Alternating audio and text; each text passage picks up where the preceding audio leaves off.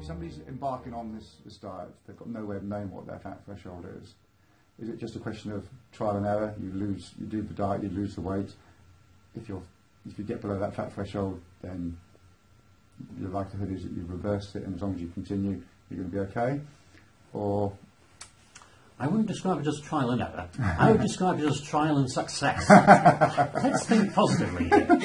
I think that it's really important to say this isn't a crash diet, as it's sometimes said, because you plan it carefully. Now, you don't go about planning a crash carefully. This is something you plan for. And it's not a trial. It's something you've really got to be quite clear in your own mind you want to do. You're going to make it successful, and you've looked ahead, and you can start doing it maybe after those meetings in 2 weeks' time. Okay, so you plan it carefully. So, trial and error, no. Trial and success, yes.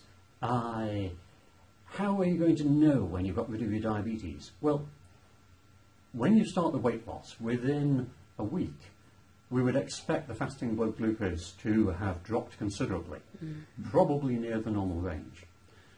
But that's not getting rid of diabetes, because we know that it takes about 2 months for the fat to come out of the pancreas when the body's needing energy, it's drawing on the fat, and the fabulous thing is that the body uses fat that's stored in the wrong place first, which is very convenient. That's good. So you don't leave the fat inside the pancreas and the liver and use it from under your skin.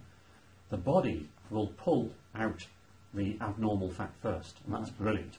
So that process will be going on. So people have to be losing weight for about 2 months before we can really say they've reversed their diabetes.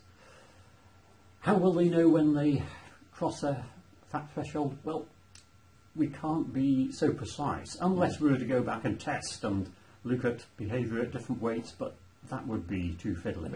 So it is going to be somewhat indistinct, but we just have to grasp that most people we see in the streets in the UK today are overweight. And if we compare what we see today in the street with what we would see in 1980s in the street, it is staggering. Now, in Newcastle City Library, there's a beautiful collection of pictures that an amateur photographer took of the 70s and 80s. And if you look at people in the street, the average body mass index is 23. We know it was because it was tested at the time. Now we're looking at an average body mass index closer to 28.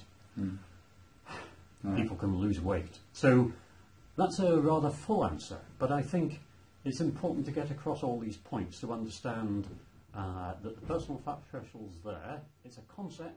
We've got to get underneath it.